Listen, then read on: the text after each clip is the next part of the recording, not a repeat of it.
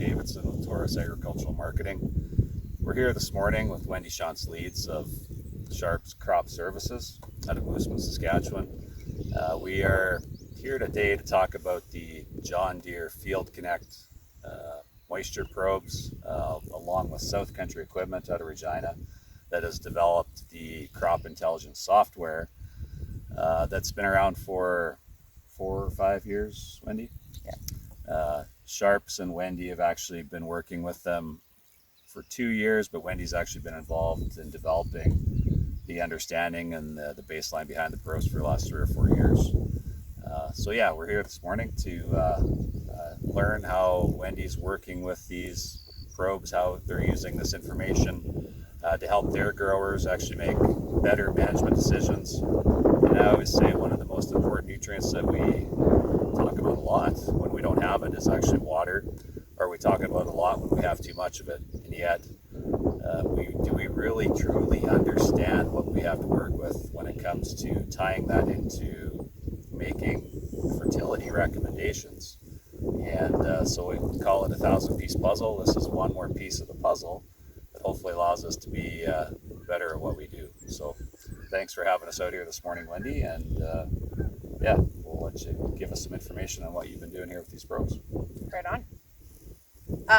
So we as agronomists, I think often at this time of year especially, are really focused above ground. Yeah. We're scouting for weeds, we're scouting for insects, we're looking for disease presence, and I think we but we're just not as focused on below ground, and we to this point really haven't had a tool that can kind of give us a little bit bigger picture of what that looks like.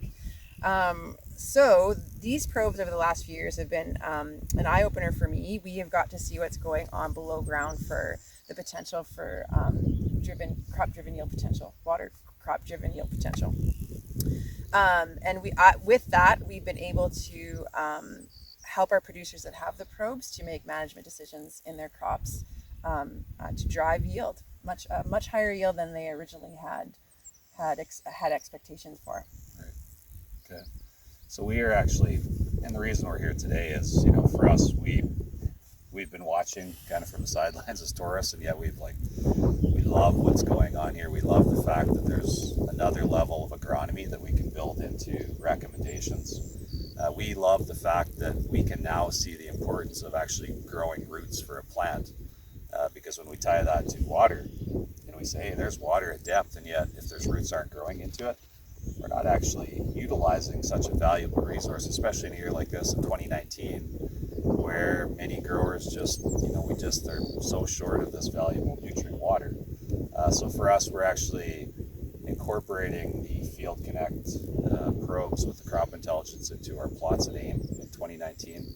And our goal is to actually monitor and measure basis different fertility programs, different agronomic tools to help us grow roots, to see the impact of water utilization and how that ties all the way through to actually the production of yield. So we are monitoring, I think we have 6 different sensors in our plots that actually is going to help us understand as we adjust fertility, as we try to keep these plants actively growing through stress, what does that mean for root development, and ultimately what does that mean for the production yield at the end of the day. So as we sit here this morning, or stand here this morning in east of Moosomin, Saskatchewan, I would say this is an area that's been fortunate. It's had some good recharge event through fall rains and winter snow, and there's been the odd shower, not copious amounts of moisture, but what are we seeing here this morning, Wendy, as far as what this probe is telling us and what this particular field has to work with? Yeah, so the coffee shop in Moosomin is potentially saying that we're dry. This probe is telling us that we have 7 inches of available water for this soil type. We're a loam, so that's equating to about 40 bushels higher yield than the producer currently targeted. So even myself as an agrologist, I may not have believed this last year before we tried them. I obviously understand that one of the most important factors we have is our crop available water, but we had no way to measure it really. So this probe actually physically tells us that is present, and we used them last year My producers treated to applied nitrogen, in-crop nitrogen to achieve that higher yield target, and they were all very, very pleased with how the results worked out. They were within a bushel or two of their targeted yield. So